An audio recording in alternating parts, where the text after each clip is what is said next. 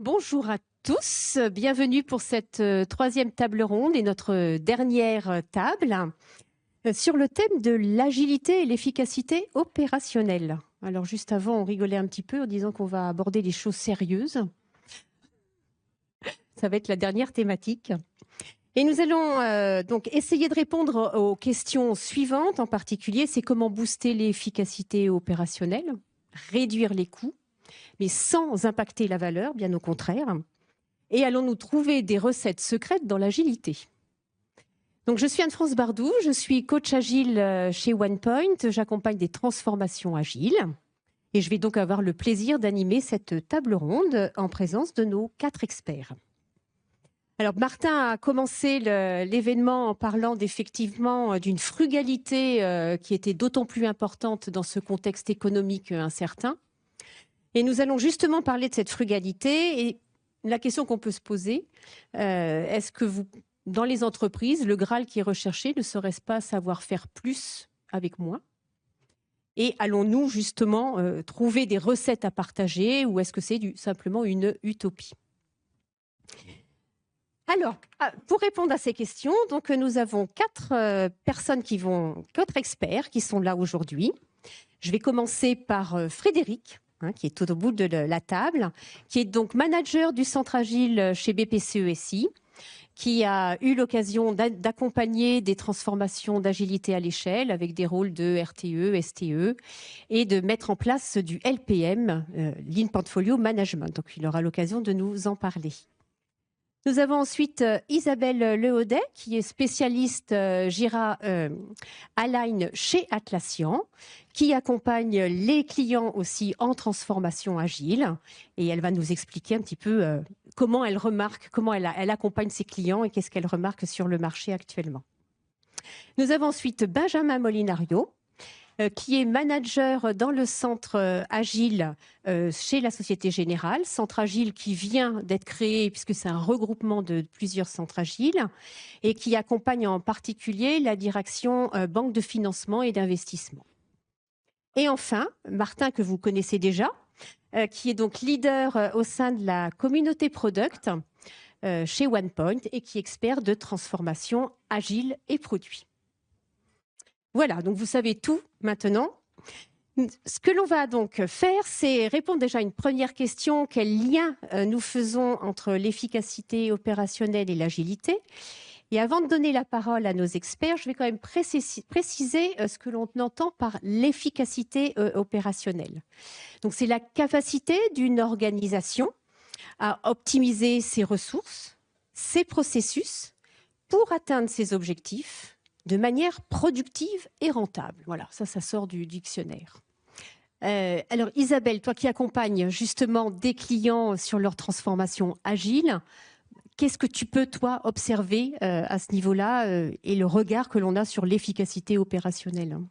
Au niveau des équipes, je crois qu'on est tous d'accord ici. L'agilité, sous les différentes formes qu'elle a, aide à une amélioration de la performance. Nos clients qui utilisent les produits Atlassian ont un dashboard qu'ils peuvent voir à n'importe quel moment avec toutes les métriques, mais il y a beaucoup d'outils. Il y a beaucoup de méthodes pour que les équipes améliorent leur performance. C'est plutôt une question de vouloir ou de pouvoir ou d'avoir l'environnement qui permet de le faire. Cependant, ce que j'entends, c'est une certaine déception des investisseurs, de ceux qui ont fait l'investissement dans la transformation agile. 2 ans, 3 ans après la transformation, où sont les millions d'euros qu'on avait promis et d'économies? On ne les voit pas. Donc, il y a une déception là. Je regarde chez mes clients, je vois 3 facteurs derrière sans doute cette perception. La première, c'est que c'est très difficile de comparer une organisation ou les résultats avant la transformation et après la transformation, parce que souvent, d'abord, la transformation ne se finit vraiment jamais. Donc, c'est difficile. Et quand c'est difficile et qu'on n'a pas de chiffres pour les exécutifs, c'est pas ce qu'il faut.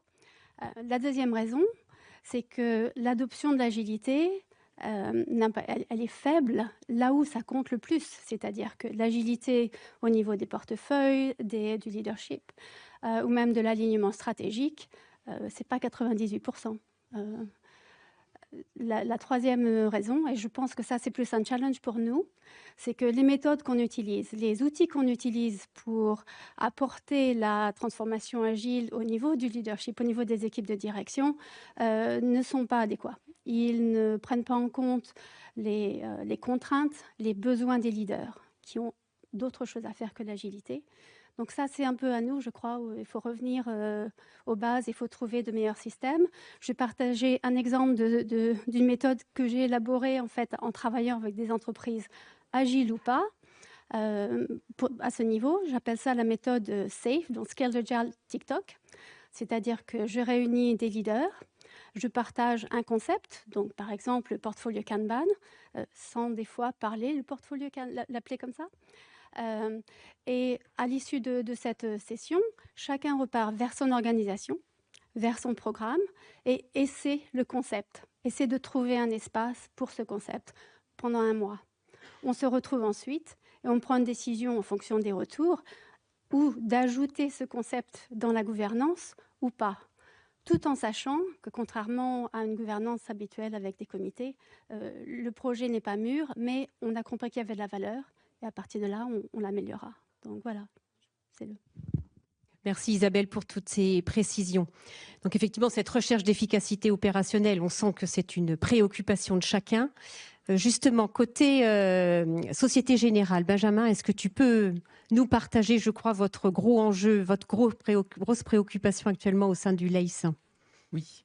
Donc effectivement, notre histoire avec la recherche d'efficacité opérationnelle, elle a démarré il y a bien longtemps. En 2009, on a lancé une transformation de lean management auprès des équipes support de la Banque d'investissement et de financement. Elle s'est poursuivie après avec quelques expérimentations de l'agilité sur certains projets à partir de 2011, puis une transformation assez importante dans les équipes informatiques qui s'appelait Continuous Delivery et poursuivie une plus grande échelle au niveau de toute la banque d'investissement avec une transformation d'agilité à l'échelle. Voilà. L'idée, c'était vraiment de mettre de l'agilité à tous les niveaux de l'organisation, d'abord IT. Et voilà. Donc aujourd'hui, le constat, c'est que le lean et l'agilité sont rentrés dans l'ADN des équipes. Néanmoins, ce qu'on voit aujourd'hui, c'est que ces valeurs et ces principes, ils restent très questionnés. Parce qu'on a un contexte qui est difficile, t'en parlais en introduction tout à l'heure, et particulièrement dans l'industrie bancaire, où en fait on fait face à des contraintes réglementaires et des contraintes sécuritaires qui sont particulièrement fortes. Et combiné à ça, vous en parlez aussi, une recherche de frugalité, une recherche de réduction des coûts qui sont toujours plus exigeantes. Et d'ailleurs, je peux vous citer notre directeur général qui nous dit nous devons questionner la valeur créée par chaque euro dépensé. Voilà. Face à ça, face à cette problématique, hein, comme disait Blondin, le monde se divise en 2 catégories. Donc il y a ceux qui savent que l'agilité, ça rime avec gain d'efficacité. Et justement, avec ces gens-là, on va encore plus loin dans l'agilité. Et il y a les autres. Et souvent, les autres, ils ne le savent pas encore. Ou ils ne le savent plus.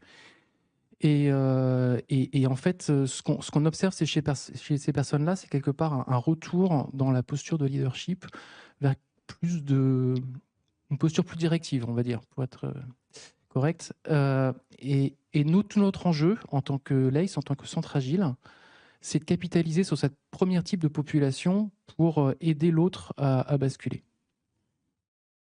Merci beaucoup. Donc effectivement, on voit effectivement ce lien-là entre l'efficacité opérationnelle et l'agilité, mais que ce manque de mesure, ou en tout cas cette importance d'avoir de la mesure pour pouvoir montrer les résultats. Ce qu'on a, nous, ce qu'on réalise régulièrement chez OnePoint, des benchmarks auprès des organisations de nos clients, et on s'aperçoit qu'à peu près 90% de nos clients ne mesurent pas les résultats qu'ils obtiennent justement suite à leur transformation agile. Martin, est-ce que tu peux nous partager justement des indicateurs ou en tout cas comment tu vois les mesures que l'on pourrait mettre en place pour répondre à cet enjeu? Le sujet du ROI d'une transformation, c'est un sujet qui est récurrent. On voit pas mal de transformations agile chez OnePoint. Notre position de cabinet nous permet d'en voir pas mal. C'est vrai que les endroits où l'agilité est la moins remise en question, c'est les endroits où on sait le mieux mesurer l'impact de l'agilité. Donc une fois que j'ai dit ça, je ne vous ai rien dit, évidemment. Il y a 2 types d'indicateurs. Il y a des indicateurs de type output, combien d'équipes j'ai formées, combien d'équipes j'ai basculées, qu'est-ce que j'ai amélioré, la maturité agile de tel ou tel train.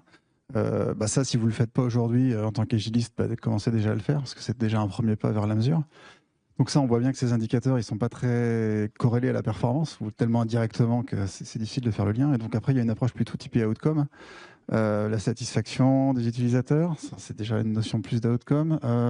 L'alignement entre l'agilité et le métier, bon courage pour le mesurer. Le time to market, on peut mesurer tout un tas d'autres choses. Le problème, c'est qu'on va se le dire, aujourd'hui, une DSI, elle n'est déjà pas capable de mesurer l'efficacité de son delivery. Une DSI moyenne, elle a piloté des indicateurs de type financier. Est-ce qu'on a fait le plan projet? Est-ce qu'on a fait les features? Est-ce qu'on a livré à l'heure? De la disponibilité d'applications, mais en fait, c'est des indicateurs qui ne sont pas des vrais outcomes de performance logicielle, en réalité, de performance du delivery. Un vrai indicateur de performance du delivery, ce serait de mesurer le time to market global. Okay, ça, ce serait un indicateur qui voudrait dire quelque chose. Parce que là, on peut d'ailleurs se rapprocher au lean avec les flux tirés continus. Si on améliore le time to market, on sait que ça a plein d'effets bénéfiques. Mais aujourd'hui, dans une DSI moyenne, on ne mesure pas ce genre de choses. On pourrait aussi mesurer le stock. Parce qu'aujourd'hui, vous avez un train safe. Si vous avez un train safe qui est mis en prod une fois tous les PI, vous avez 100 personnes dans le train, ils travaillent 2 mois et demi, ça fait 2,5 millions décaissés pour une entreprise avec du code qui n'est pas en prod. Voilà, ça c'est du stock. Ça, c'est un indicateur financier qui vaut quelque chose. On pourrait aussi aller chercher de la mesure de features non réalisées. Une feature qui a été éliminée en phase de discovery, c'est une somme d'argent considérable pour l'entreprise. On ne la spécifie pas, on ne la développe pas, on ne la teste pas, on ne la maintient pas. Ça, c'est génial. Donc, je pense que sur la partie outcome, voilà ce qui nous reste. Voilà, c'est un peu de faire de la créativité.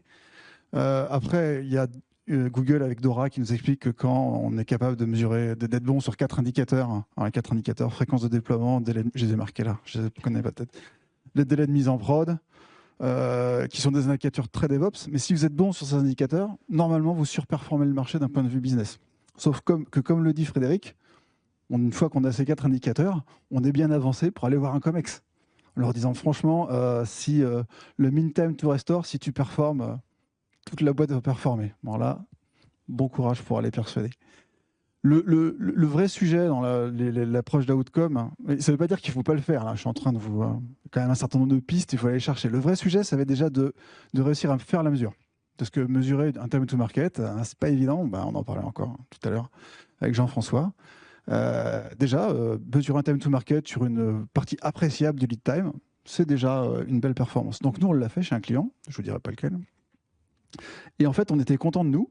Donc on a fait un tir pour regarder quelles étaient les équipes les plus performantes. Et en fait, on s'est rendu compte que les équipes les plus performantes, c'est celles qui avaient le moins bon niveau de maturité agile. Voilà. Donc là, on n'a pas vraiment communiqué ces indicateurs. On a été voir et en fait, on s'est rendu compte que ces équipes-là, pendant le PI planning, elles créaient des tickets a posteriori.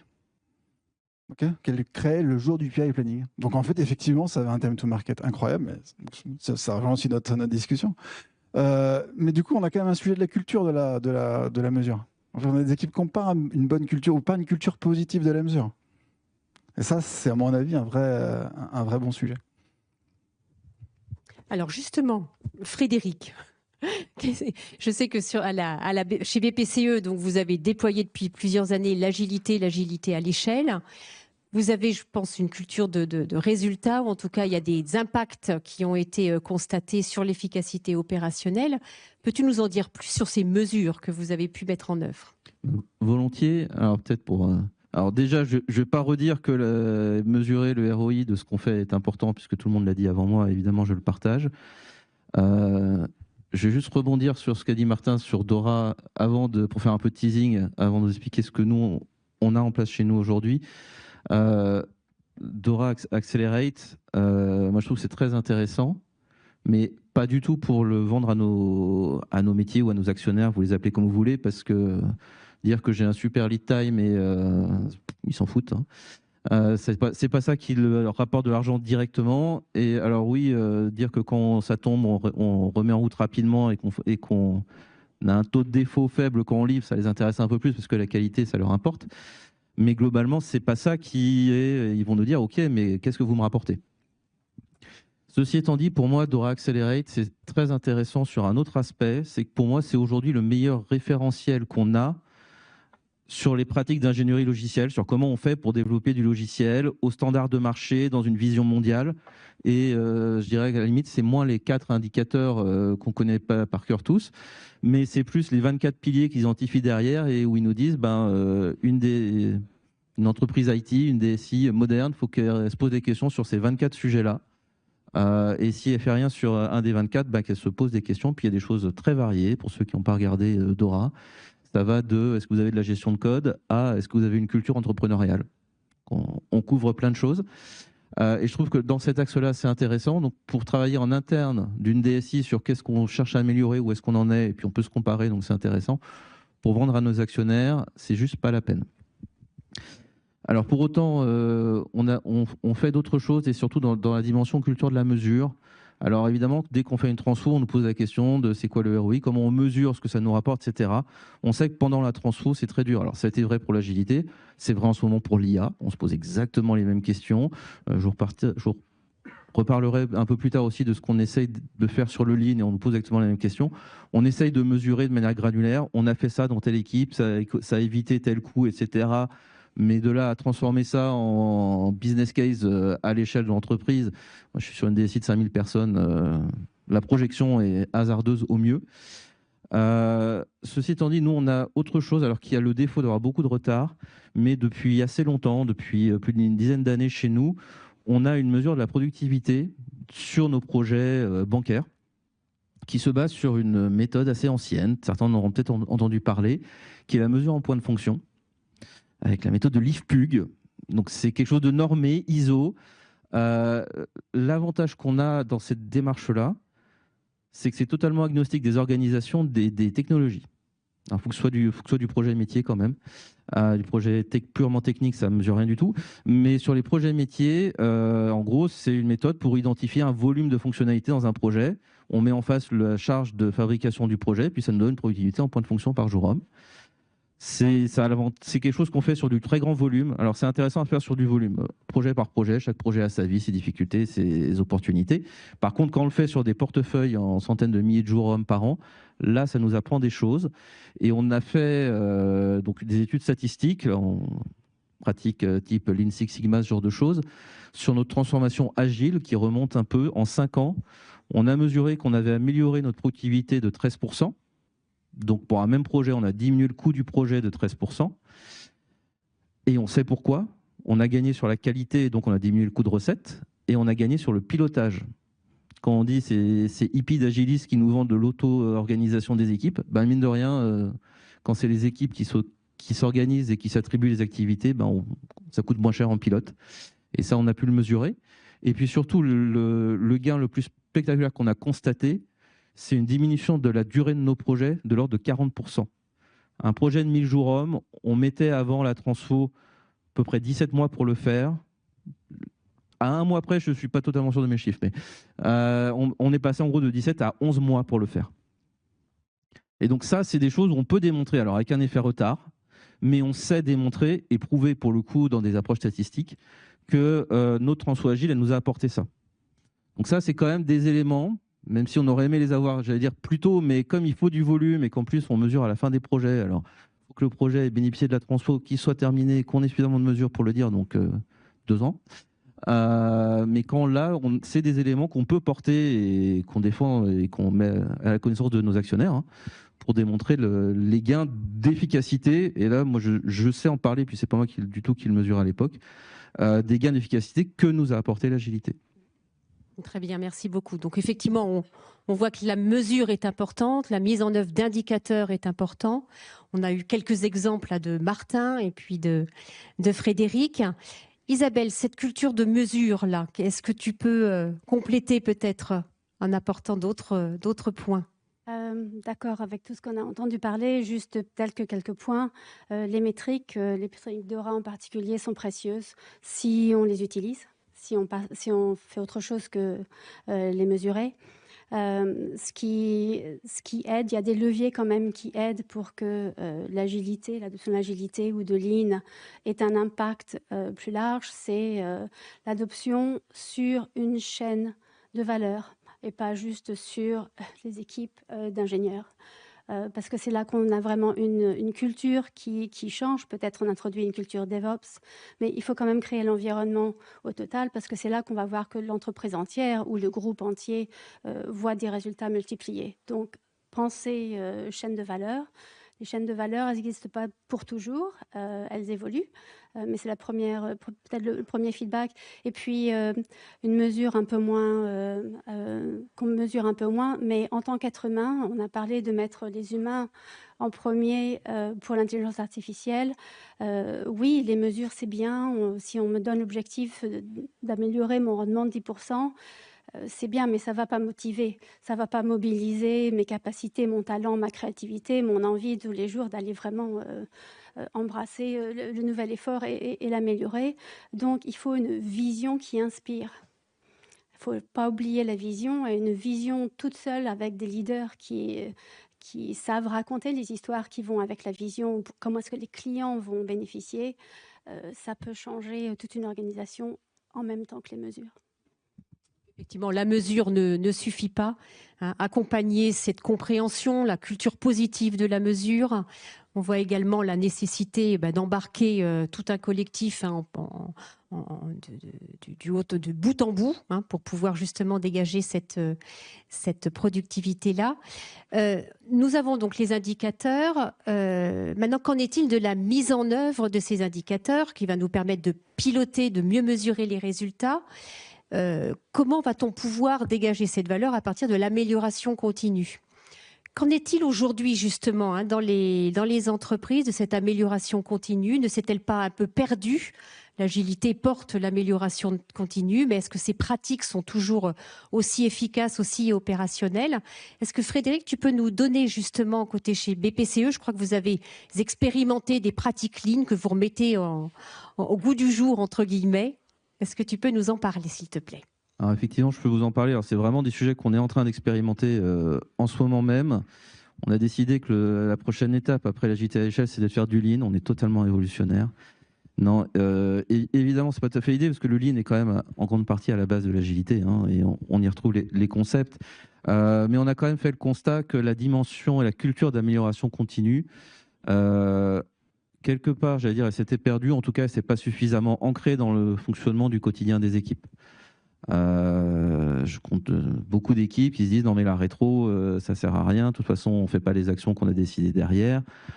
Des fois c'est notre manager qui nous dit que la rétro on la fera quand on aura le temps, etc. On ressent le besoin de réinstaller, réancrer les pratiques d'amélioration continue, avec la conviction qu'il y a énormément de gains d'efficacité à aller chercher, non pas en cherchant à pressuriser les équipes, mais en les aidant à enlever tous les cailloux du quotidien, à avoir les rituels, les outils pour résoudre le plus tôt possible les petits problèmes, et du coup devenir responsable de leur amélioration continue sans attendre que ce soit tout l'ensemble qui le résolve. On a cette problématique, on existe depuis 3 ans maintenant, un peu moins, un ensemble avec 5000 personnes, prestataires compris.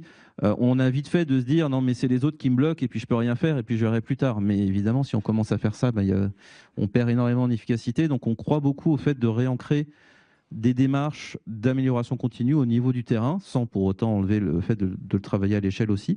Et pour ça, on a commencé à expérimenter le fait d'intégrer des rituels issus du Kaizen, donc vraiment toute la partie amélioration continue du Lean, dans le fonctionnement des équipes. Donc déjà, s'appuyer beaucoup plus sur la mesure, que les équipes remettent leur backlog au cœur de leurs décisions, leur prise d'engagement aussi.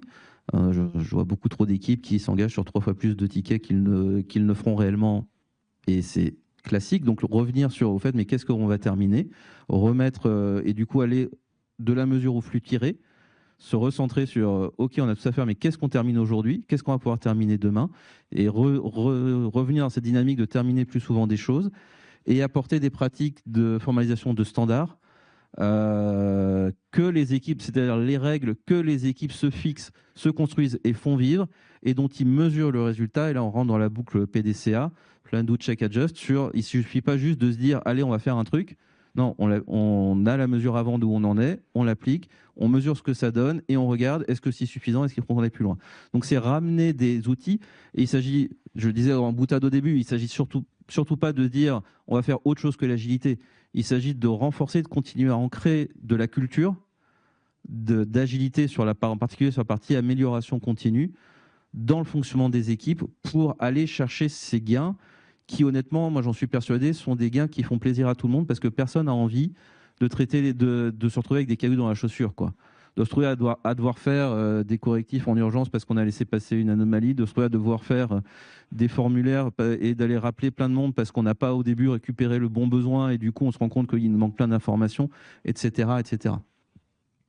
Très intéressant. Donc effectivement, on voit bien que la culture de l'amélioration continue, ça nécessite de l'accompagner, de revenir dessus, de remettre en place des pratiques. Côté Société Générale, Benjamin, tu nous disais que l'ASG était partie d'une transformation lean qui s'est poursuivie dans une transformation agile et agilité à l'échelle. Est-ce que justement tu peux nous partager comment tu ressens cette culture d'amélioration continue à l'ASG aujourd'hui ? Oui, alors toute la culture d'amélioration continue, en fait, elle a été structurée très tôt, justement, avec cette transformation de lean management. Juste une petite parenthèse. La recherche d'efficacité opérationnelle, pour l'atteindre, il y a 2 piliers dans le lean. Il y a l'amélioration continue et le respect des personnes. Vraiment, c'était, dès le départ, c'était un des sujets importants pour nous. Effectivement, on a essayé de le faire perdurer avec les transformations suivantes, d'agilité et d'agilité à l'échelle. Néanmoins, le constat, et comme chez vous, c'est que cette culture est assez fragile. Elle est très fragile et on se rend compte qu'elle repose en partie sur nous, mais elle repose aussi beaucoup sur la conviction de certains managers. On en a parlé un petit peu tout à l'heure. Et en fait, on s'est posé la question, comment on peut la pérenniser, cette culture. Et on s'est dit, nous, en tant que centre agile, on a un rôle à jouer. Et je sais pas si on s'est rappelé un peu le lean, puisqu'on en parle depuis tout à l'heure. Et au centre, il y a le client, il y a la voix du client. Donc on s'est dit, comment est-ce qu'on peut, finalement, qu'est-ce qui est important pour les personnes avec qui on travaille. Et on a comme ça repensé notre offre d'accompagnement. Et alors, la première chose, c'est de se dire, voilà, aujourd'hui, on a un centre agile qui est à l'échelle de l'entreprise. On s'est dit, comment revoir notre couverture de tous nos coachs lean et agile pour couvrir l'ensemble des entités. Et comment faire en sorte d'être encore plus proche des clients, plus sur le terrain. Voilà. La deuxième chose, c'est se dire, on va peut-être aussi changer d'approche. Parce qu'on était plus dans une approche avec le temps en mode pool, enfin j'y reviendrai. Et c'est de se dire, déjà, être moins dogmatique. Ça veut dire, j'ai pu échanger avec plusieurs d'entre vous, déjà, plus forcément parler d'agilité, mais quand on va voir quelqu'un avec une équipe direction informatique avec laquelle on travaille, on va plutôt partir de ses problématiques opérationnelles. Et là, en fait, on va réfléchir en se disant quelle est la meilleure approche, quelle est la meilleure méthodologie pour répondre à cette problématique opérationnelle. Et peut-être que c'est du lean, peut-être que c'est de l'agilité, peut-être que c'est autre chose. Ça, c'est la première chose, c'est aussi changer notre vocabulaire. Et la deuxième chose, c'est d'être plus en mode push qu'en mode pull. Alors, je vais m'expliquer. C'est de dire être plus dans la proposition. C'est-à-dire qu'on a quand même une assez grande expérience des transformations informatiques dans la banque. Et on sait là où il y a vraiment des problèmes. On sait ce qui marche, on sait ce qui ne marche pas.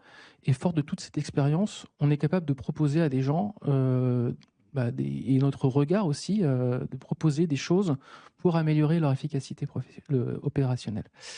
Et le deuxième point, c'est là un gros travail qu'on fait en ce moment, et un de mes collègues qui est là pourra témoigner, c'est on travaille sur le modèle opérationnel du groupe et on milite avec les équipes d'inspection pour faire en sorte qu'il y ait des fondamentaux en termes de lean et d'agilité qui soient intégrés dans le code de la banque. Et ça va aussi nous aider à accompagner les DSI en disant là, on constate qu'il y a peut-être un écart sur tel ou tel fondamental, on peut vous accompagner pour ça. Donc ça, c'est la deuxième chose, c'est revoir un peu notre approche. Troisième chose, tu le soulignais aussi, c'est on a défini tout un processus d'amélioration continue au niveau des équipes. Et un truc qui marche assez bien, c'est qu'on a réussi à uniformiser la façon de parler d'agilité dans le groupe. Donc c'est assez complexe parce qu'il y a beaucoup d'entités à la Société Générale, et c'est de se dire finalement qu'est-ce que ça veut dire être agile aujourd'hui, quelles sont les pratiques qui sont vraiment importantes pour nous, et comment, voilà. Et donc on a pour ça un outil d'auto-évaluation pour les équipes sur lesquelles on leur demande de fréquence régulière, tous les 6 mois, tous les ans, de s'auto-évaluer sur des mêmes critères. Et donc ça, c'est un outil d'amélioration continue. Et pareil, on essaye de ne pas être trop ambitieux en disant sortez au moins de là avec une action, une chose à faire, mais sur laquelle vous vous engagez. Et en plus de ça, une autre vertu, c'est que ça peut aussi nous servir. On a un outil logiciel pour accompagner ça qui nous sert aussi de supervision de ces pratiques à l'échelle de la banque. Et ça nous permet de remonter des thématiques, par exemple, d'amélioration continue à l'échelle d'une DSI. Le 4e point, je disais, voilà, on veut mettre le client au centre, c'est on a une attention toute particulière pour tous nos relais du changement. Alors, qu'est-ce que c'est qu'un relais du changement ? C'est tous les Scrum Masters, c'est les Release Train Engineers, c'est les Product Owners, etc.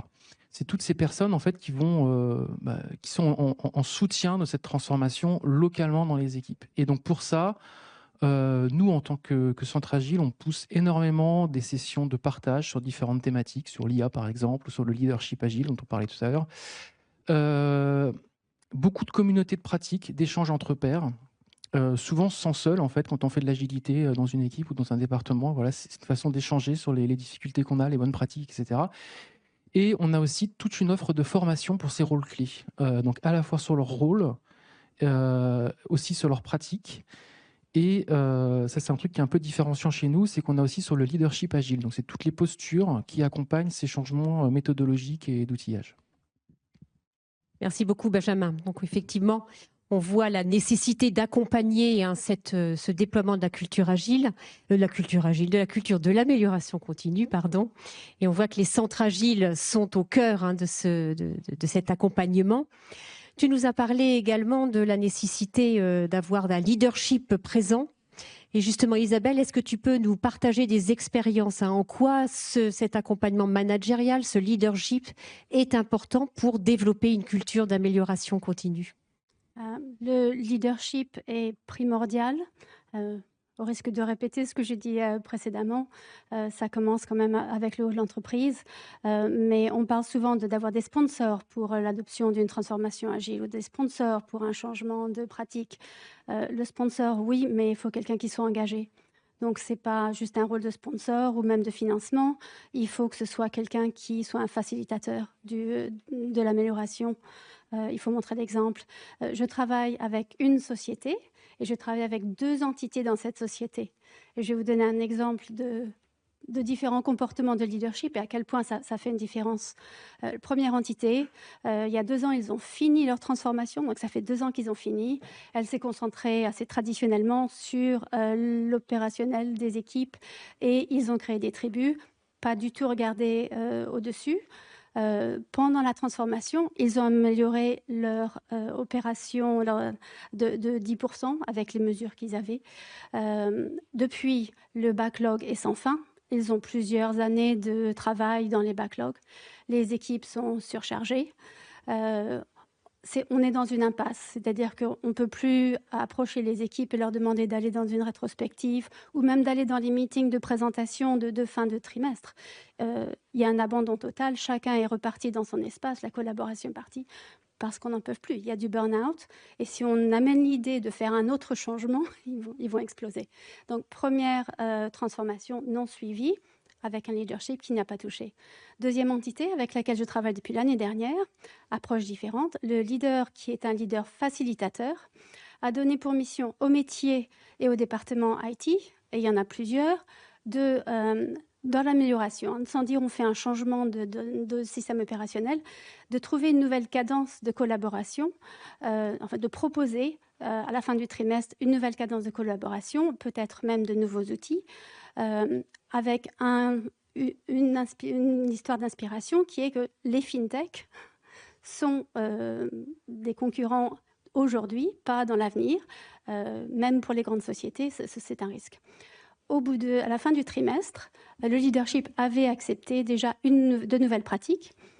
Les équipes métiers et IT avaient identifié un outil où ils partagent l'information, donc c'est plus chacun a son information séparée. Et donc, ils ont commencé à travailler ensemble de façon tout à fait différente. Mais l'avantage, c'est qu'avec un leader, ils ont pu faire des décisions de changement sans avoir à passer par des comités, sans avoir à demander de permission. Le trimestre suivant, c'était le moment du budget. Une équipe pluridisciplinaire a créé le budget. Ils l'ont créé de façon qui soit identique à la manière dont ils vont l'utiliser pendant l'année. Encore une fois, une amélioration qui vient des métiers et de l'IT qui ont commencé à collaborer. La partie de la stratégie et des leaders, ils ont aussi dû revoir leur backlog.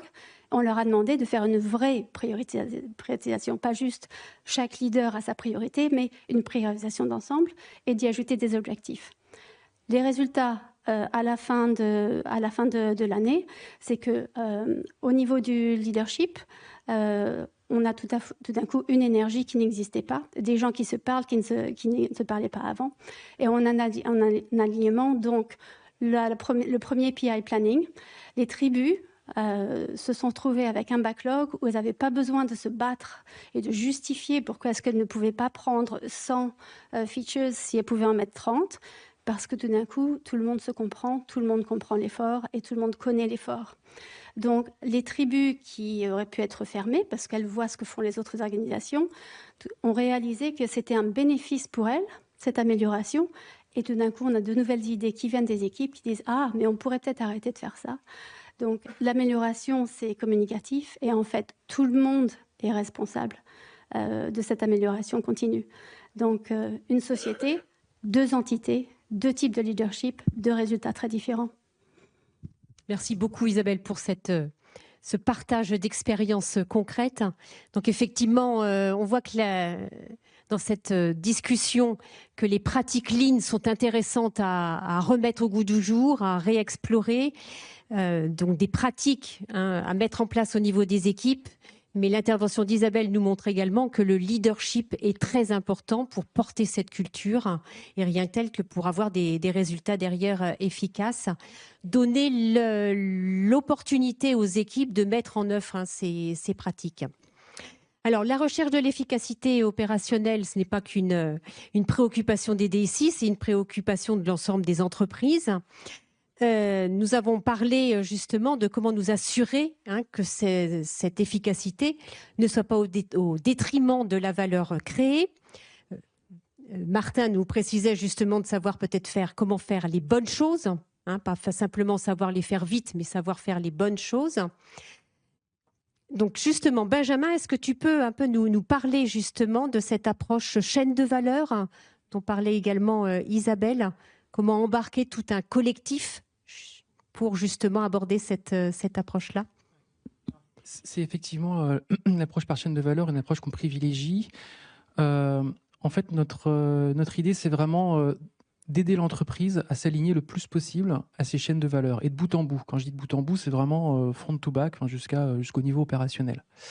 Donc ça, c'est un gros travail qu'on fait, surtout avec la dimension agilité à l'échelle. Et quand on fait ça, on s'attelle aussi à revoir complètement la gouvernance et le pilotage de ces chaînes de valeur pour que quelque part, les choix qui soient faits, les choix de priorisation qui soient faits, ils collent au plus proche de la stratégie d'entreprise. Et quel que soit le niveau où on se trouve, c'est-à-dire qu'on se trouve au niveau portefeuille ou on se trouve au niveau le plus opérationnel. Et tout à l'heure, on parlait d'engagement, leadership, etc. Un des points importants, c'est qu'on dit, voilà, par exemple, quand on a un développeur qui va coder une ligne, l'idée, c'est que derrière, il puisse comprendre à quoi va servir la ligne de code qu'il est en train de rédiger. Comment elle va contribuer à la stratégie de l'entreprise. Voilà, donc ça, c'est ce qu'on cherche à faire à travers cette approche d'alignement aux chaînes de valeur métier. Et si je peux vous partager un retour d'expérience là-dessus, il y a 2 choses qui marchent particulièrement bien chez nous autour de ça. D'abord, c'est travailler sur le rapprochement entre les équipes métiers et les équipes IT. Je vais rebondir sur ce que disait Johanna dans la première intervention. Elle disait comment finalement on crée une culture commune, comment on crée un langage commun entre les personnes. C'est-à-dire qu'on a 2 mondes complètement opposés, qui ne se parlent pas, qui n'utilisent pas le même vocabulaire. Parfois, il y a un peu de méfiance, parfois, il y a une relation client-fournisseur. Comment on les aide à créer cette culture commune. Voilà. Donc ça passe par du vocabulaire. Alors tout à l'heure, je parlais de priorisation. En agilité, on parle de priorisation par la valeur. Déjà, quand on parle de valeur métier, moi, quand j'interroge différents métiers qui travaillent sur un même produit, ils n'ont pas la même notion de valeur. Parce qu'il y en a qui sont sur les activités, je ne sais pas, comptabilité, d'autres qui sont sur le risque, d'autres qui sont sur la cybersécurité. Enfin, voilà, on ne parle pas tous la même langue. Donc déjà, tous se réunir et dire qu'est-ce qu'on entend par valeur métier. Travailler aussi sur, on parlait de relations client-fournisseur, comment on crée cette relation de partenariat et comprendre un peu les enjeux respectifs des uns et des autres. Comprendre son rôle, mais finalement, avec l'agilité, il y a tout un panel de nouveaux rôles que les gens ne connaissent pas. Qu'est-ce que ça veut dire? Quels sont les enjeux derrière? Quelles sont les attentes respectives entre les uns et les autres? Voilà, et essayer de s'entendre et de créer voilà, cette culture commune. Ça, c'est le premier point. Et alors, je dis comme ça facilement, mais c'est des choses qui sont très longues et qui se font sur la durée. Et c'est important d'embarquer tout le monde.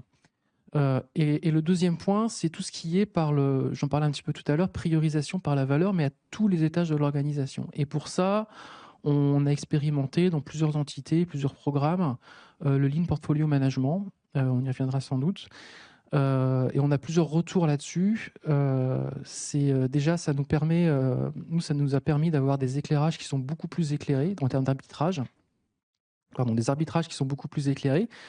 Ça nous a permis, on a pu le mesurer, d'avoir plus de décisions qui sont prises et plus rapidement. Autre point, je crois que tu le mentionnais tout à l'heure, non, c'était toi Martin, sur on est capable aussi de mesurer les features qui ne sont pas développées, enfin les coûts évités. On est capable aussi de voir que, alors, ça peut paraître assez contre-intuitif, mais que finalement on a moins de réunions aussi, mais qui sont plus efficaces et une meilleure allocation des ressources, parce qu'on sait qu'on est sur les bons sujets. Donc voilà pour ces deux partages d'expérience. Merci beaucoup, Benjamin. Donc, effectivement, on voit que pour être sûr de créer donc les bonnes choses, de faire les bonnes choses, il est important de travailler avec le métier. Et tu nous témoignes effectivement, quand on rapproche le métier et l'IT, il y a une création de valeur qui se fait naturellement. C'est un accompagnement, bien sûr, sur la durée. Ça ne se met pas en place comme ça du jour au lendemain, avec la création d'un vocabulaire commun qui est important, puisque pour se comprendre, utiliser un vocabulaire commun est important. Frédéric, de votre côté, donc à la BPCE, comment vous les accompagnez, vos directions métiers, sur cette problématique de faire les bonnes choses? Alors, je dirais, pour être tout à fait honnête, on a encore beaucoup de chemin à faire. Je suis un peu envieux quand j'entends des endroits où on arrive à mettre du LPM. Pour vous expliquer très rapidement notre problématique d'une image très simple, BPCE, donc Banque Populaire et Caisse d'Épargne, donc tous nos établissements régionaux, plus quelques autres banques comme la Banque Palatine, Crédit Coopératif ou autres, ça fait de nous une grande copropriété, et du coup les instances de gouvernance sur nos budgets, ce sont de magnifiques assemblées générales de copropriété. Si vous en avez pour votre appartement, vous voyez à peu près ce que ça donne. Et puis on a en plus un syndic de copropriété qui est l'organe central. Alors c'est pas nous, c'est au-dessus de nous là. Et donc arriver à mettre du leadership pour transformer les modes de fonctionnement dans ces contextes-là, c'est long et ça demande de l'effort. Ceci étant dit, on baisse pas les bras parce que je pense qu'il y a beaucoup de valeur à aller y chercher. On fait quand même quelques petites choses, et là pour vous donner deux exemples. Un que j'ai vécu, quand tu me présentais au début, tu disais que j'avais pu déployer du LPM. On a pu le faire sur un périmètre d'assets technologiques internes, c'est-à-dire qu'on n'est pas directement visible des métiers, mais nos capacités, alors moi c'était sur tout ce qui était la gestion documentaire, collecte de documents, contrôle automatisé, ce genre de choses. Où là on était plutôt entre IT, donc on arrivait un peu plus à discuter, mais j'avais eu un mandat donc d'organiser ce périmètre-là. Là, j'étais vraiment côté équipe IT, et pas encore côté centre agile. Et en nous disant, il va y avoir plein de projets qui vont en avoir besoin. Assure-nous qu'on ait les bonnes instances pour décider qui il faut traiter en premier. Et puis assure-nous que la qualité du run, elle est impeccable. Même en rajoutant de nouveaux usages, il ne faut pas perdre le run parce que le run est impeccable. Et en fait, j'ai rapporté des usages régulièrement. Tiens, je vais vous montrer un Kanban avec tout ce qu'on a dans le portefeuille. Qu'est-ce qui est déjà lancé, qu'est-ce qui va sortir, qu'est-ce qui va arriver. Et puis on a rajouté, quand il y a un nouveau cas d'usage, on va venir le présenter devant vous, et puis avec un business case assez light. Bon, au bout d'un moment, je leur ai dit, en fait, moi, j'ai fait que piocher dans le LPM, hein, mais bon, le terme LPM est invendable, donc moi, j'ai arrêté d'essayer de le vendre. Mais en fait, ils y ont gagné énormément en termes d'efficacité, en termes de prise de décision, en termes de bonne priorisation. J'irais même jusqu'à dire, moi, ce qui m'avait extrêmement choqué à l'époque, j'avais à peu près, on va dire, les 4-5 DSI, on va dire, des différentes entités clés autour du retail. Il venait 2 heures toutes les 2 semaines en comité le soir et il venait avec le sourire et il ressortait avec le sourire. Moi, ça m'a choqué. Mais ça a vraiment permis de mettre une dynamique et in fine, l'enjeu, c'est pas de dire on déploie du LPM, c'est d'apporter des pratiques qui avaient vraiment de la valeur pour eux. Et puis j'ai rajouté progressivement parce qu'ils me disaient ah mais là il nous faudrait quand même qu'on s'assure d'eux et qu'on regarde, etc. L'autre chose est là avec nos métiers, parce qu'il y a quand même un moment où on avance avec nos métiers, des fois c'est extrêmement simple et c'est là où je redis arrêtons d'utiliser le terme LPM. Mais rien qu'avoir différents décideurs qui nous envoient des demandes et les mettre tous dans la même pièce régulièrement et leur montrer voilà le backlog, alors de haut niveau, hein, voilà la liste des demandes, des projets que vous nous avez lancés. On n'a pas un budget infini, vous avez déjà complètement surchargé les tuyaux. Qu'est-ce qu'il faut qu'on priorise? Et rien que le fait qu'ils voient ah oui, moi je vous ai demandé ça, mais il y a mon voisin, il vous a aussi demandé ça. Ah oui, mais ah bah déjà, ce que je vous demande, c'est peut-être inutile parce qu'il vous l'a déjà demandé et puis légèrement différemment, mais on peut peut-être se mettre d'accord. Et puis, bah, je comprends que vous n'avez pas une capacité infinie, donc bah, peut-être falloir qu'on se mette d'accord sur ce qu'on vous demande en premier. Et en fait, pour moi, rien que des pratiques honnêtement très simples, hein, juste on visualise, puissance du management visuel, et on vous le montre dans une instance régulière, on vous montre comment ça évolue. Et ben, je trouve que c'est là où on arrive à déclencher des vrais pivots culturels, sortir de clients-fournisseurs. À l'IT, il suffit qu'on les passe commande et puis ils se débrouillent. Ah bah oui, on n'a pas un budget infini, une capacité infinie, donc se débrouiller, ça a ses limites. On est ensemble, on va collaborer et on va se dire, moi, métier, quelle est la meilleure manière dont je peux utiliser mes fonds en termes d'investissement informatique? Et le jour où on passe dans cette démarche-là, je trouve qu'on a gagné énormément dans la relation et du coup, les amener à se dire, bah, peut-être que le grand projet, ça va mobiliser beaucoup trop de choses, mais si on regarde des choses à court terme, peut-être que dans les 3 mois, si je te livre ça, est-ce que déjà, ça ne te permet pas d'être présent sur tel marché, d'aller gagner du chiffre d'affaires, etc. Donc, ce que je comprends, c'est faire du LPM, mais sans le dire. Donc, jamais le dire, c'est incompréhensible. Voilà, des termes qui ne sont pas compris. En tout cas, le fait de réunir le métier autour de la table, on voit bien l'impact très fort que ça a. On apprend à mieux comprendre les enjeux de chacun, à prioriser tous ensemble et puis à faire des renoncements justement communs. Donc on voit l'opportunité que l'on a et sur cette création de valeur, c'est vraiment une étape importante. On commence par petit avant de déployer beaucoup plus largement. Merci en tout cas pour ces précisions.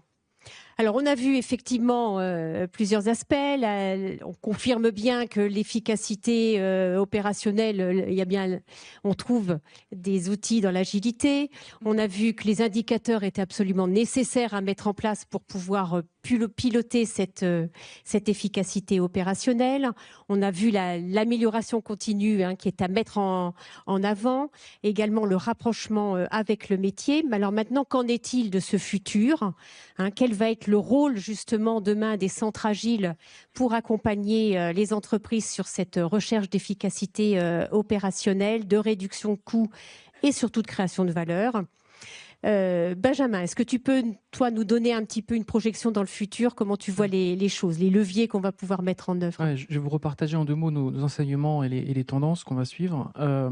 Bon, déjà, c'est que les transformations linéaires agiles sont fragiles. Je pense qu'on maintenant l'a bien compris et qu'elles peuvent être remises en question et en cas de coup dur. Et que néanmoins, on reste tous convaincus que c'est pertinent dans le contexte actuel.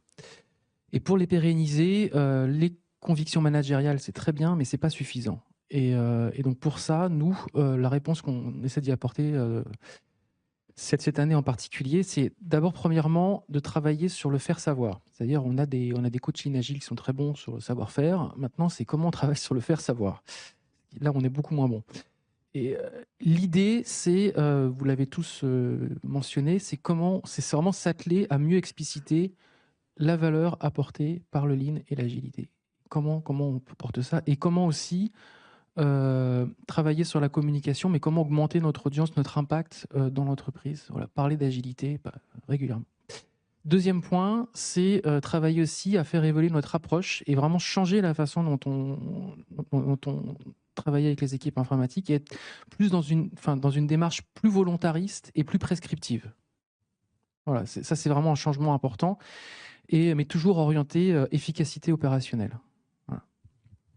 Merci beaucoup. Isabelle, est-ce que tu veux apporter ton regard, s'il te plaît? Donc, oui, d'accord avec tout ce que tu as dit.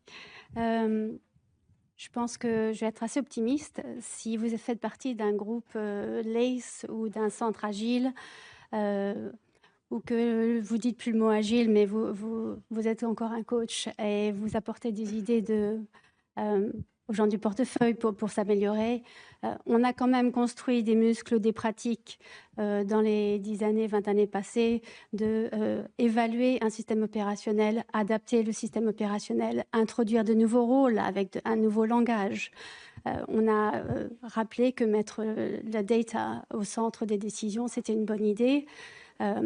C'est complètement transférable, toutes ces compétences sont complètement transférables sur l'adoption de l'intelligence artificielle. Et moi, j'espère que l'intelligence artificielle nous permet de passer de la théorie à la pratique et aux résultats tellement plus rapidement qu'on n'a pas justifié autant qu'on a besoin aujourd'hui. Donc, l'avenir est bon parce qu'il y a aussi la robotique. Si vous êtes dans une industrie où c'est pas l'intelligence artificielle peut être aussi ajoutée au côté physique, il y a encore d'autres choses et on est équipé pour ça aussi.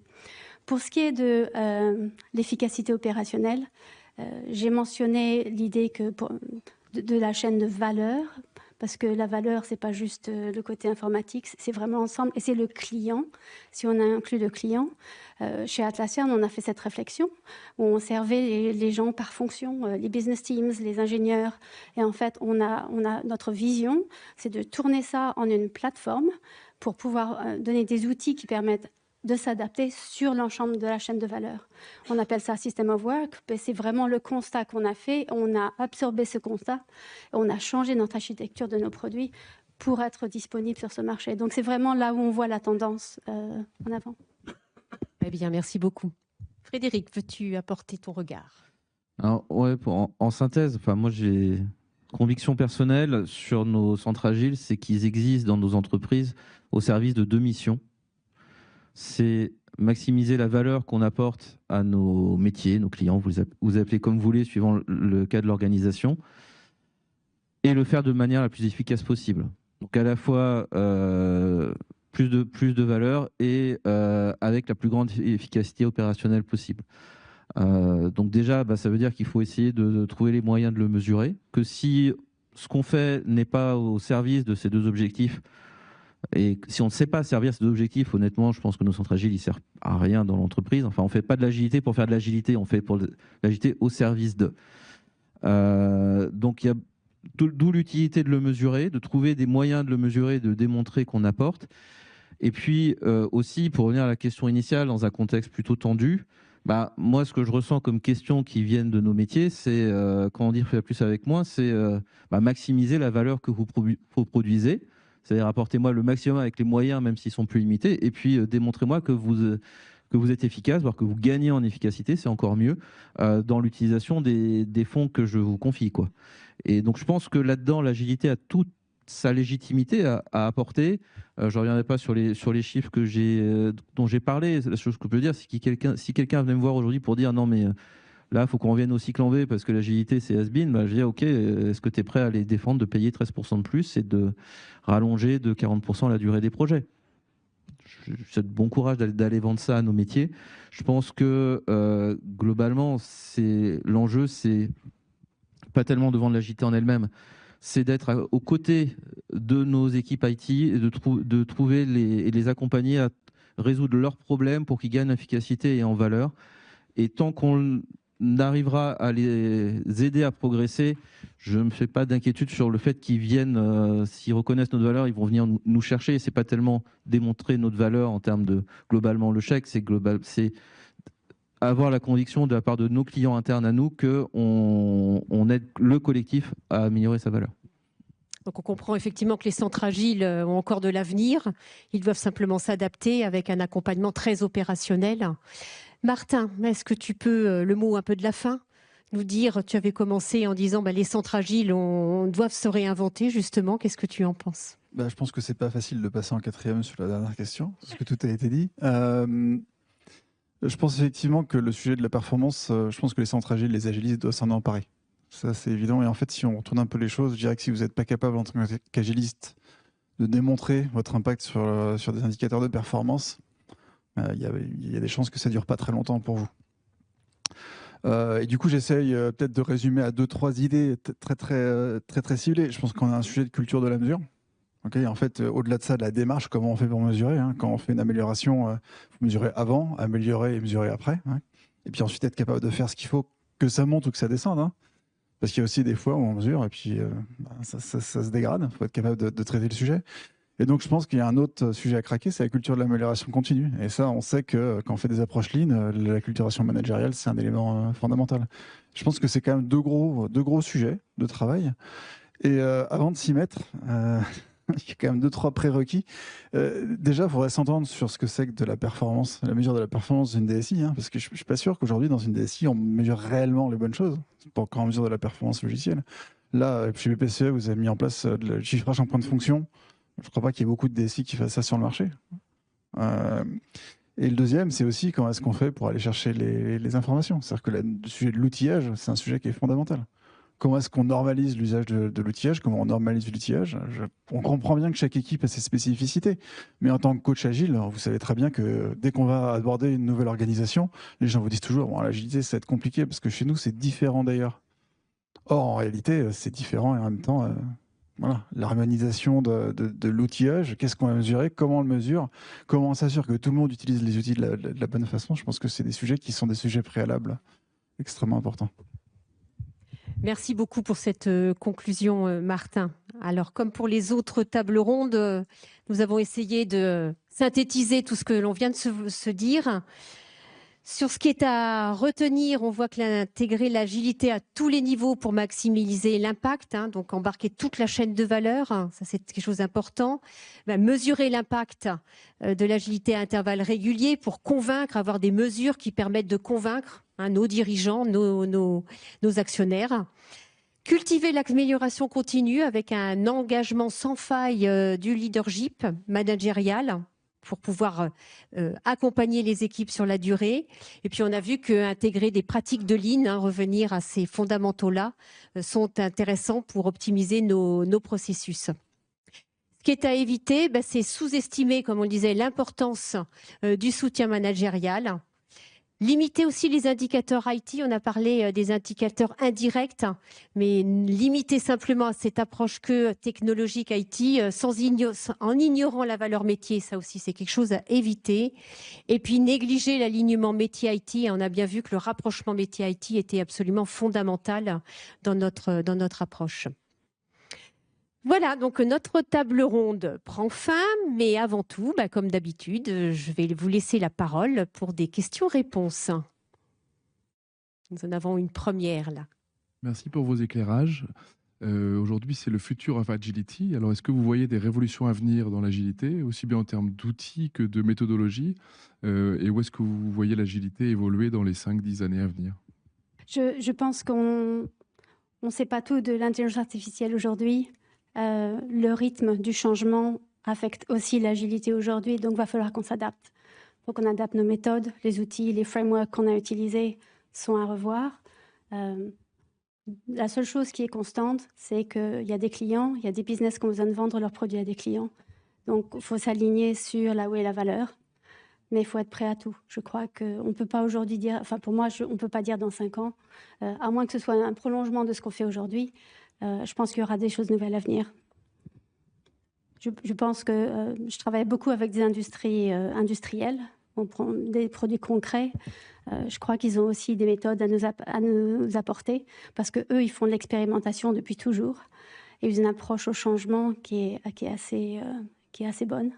Donc, pour le moment, on écoute, on apprend. On est à 1 an ou 2 ans avant d'avoir de nouveaux frameworks, mais il y en aura de nouveaux, je pense. Sur la conf précédente, on en parlait avec l'IA. Il y a de plus en plus de technologies, de plus en plus d'outils. Moi, pour répondre à ta question, je dirais que l'avenir de l'agilité, c'est l'humain et comment aider les personnes à travailler ensemble autour d'objectifs communs. Voilà. Et je pense que c'est vraiment ça la clé, c'est réussir à faire travailler des gens ensemble. Bien, c'est ce qu'on fait chez Atlassian. Je vais juste rebondir aussi, quelque chose que j'ai gardé, moi, j'ai mis dans ma besace de la table ronde précédente, et que je partage complètement, sur le fait de dire on déploiera pas d'IA sans agilité, c'est juste mort à l'avance. Et si je me dis, là où je vois évoluer l'agilité sans avoir de boule de cristal, c'est de plus en plus large, embarquer de plus en plus les métiers, parce qu'à un moment donné, c'est pas juste une question que l'IT fasse plus vite, c'est globalement, on doit aller sur le marché plus vite. Et ça, c'est pas qu'une question d'IT, c'est l'entreprise au global, et on voit bien l'accélération qu'on vit avec l'IA est juste vertigineuse, quoi. Moi, je suis pas très bon pour les prévisions. En général, elles se réalisent pas toutes. En fait, rationnellement, aujourd'hui, l'agilité, c'est appliquer une partie du flux de valeur, qui est le delivery. Principalement, c'est là où elle était déployée. Donc pour moi, il y a deux axes de progression. Soit on va en aval et on va travailler des approches DevOps et de l'automatisation. Sauf que normalement, tous les clients sont à peu près équipés. Maintenant, c'est l'humain qu'il faut faire évoluer. C'est-à-dire qu'il faut que les développeurs sachent utiliser correctement les outils et s'y mettent vraiment et sachent faire des tests unitaires, du TDD, du clean code. Et je pense que là, effectivement, l'IA peut aider. On peut espérer qu'une des révolutions de l'IA, ce sera de permettre de maîtriser tout ce flux aval. Et puis après, sinon, ça va être l'amont. Et l'amont, c'est des approches produits. Entrer en discussion avec le métier, mettre en place des cycles de discovery, réfléchir à l'impact de ce qui a été livré. Je pense que si déjà on attaque ces deux dimensions-là, on a du travail pour 5 ou 10 ans. Ça, c'est plutôt une bonne nouvelle. Juste, je partage une chose quand même. On est tous des agilistes et on a tous mis en place, mais je découvre dans des sociétés dont vous connaissez tous les noms qu'en pratique, on gère encore beaucoup d'équipes avec Excel. La prise de décision, elle est dans les emails. Donc, il y a aussi des équipes qui ne sont pas du tout sur le chemin de DevOps, pas du tout sur l'agilité, qui un jour vont avoir l'intelligence artificielle. Est-ce qu'ils vont sauter directement à ça? Je ne sais pas. Mais il y a encore des milliers, des millions de gens qui ne sont pas du tout dans le système agile. On va parler des risques sécuritaires et compliance pour nos amis bancaires. Il y a des tas de risques, mais il y a des persistances. Ce ne sont pas un petit nombre d'équipes.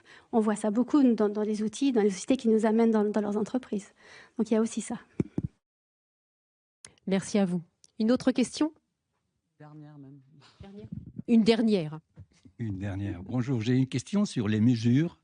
Vous avez dit qu'il y a des difficultés parfois à mesurer et mesurer les bonnes choses. Les transformations Lean Agile ont plusieurs objectifs, entre autres amélioration de l'efficacité opérationnelle pour le business, qui profite au business, mais aussi pour le client, que ce soit en B2B ou B2C.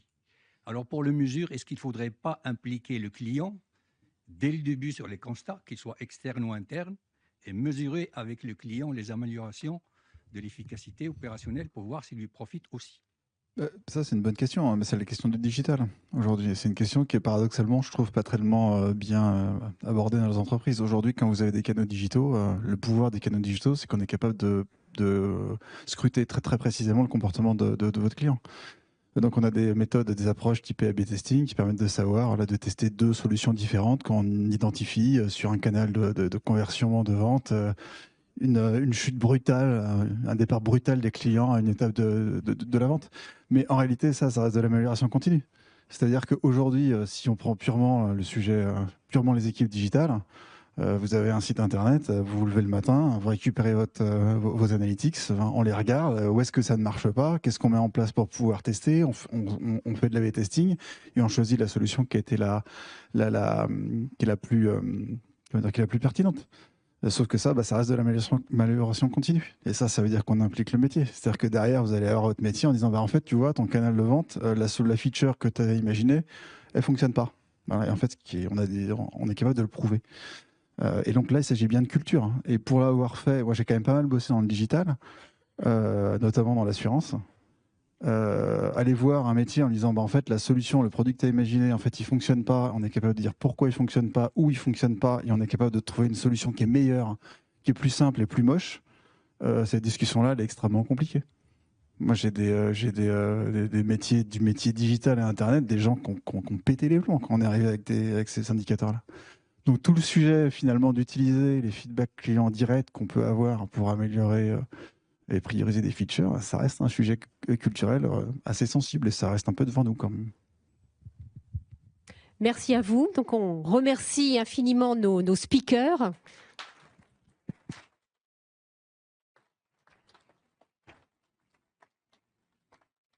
Alors, avant de se retrouver autour de l'espace là pour un cocktail, j'ai le plaisir d'accueillir Olivier Reiss qui va nous faire le plaisir de conclure cet événement.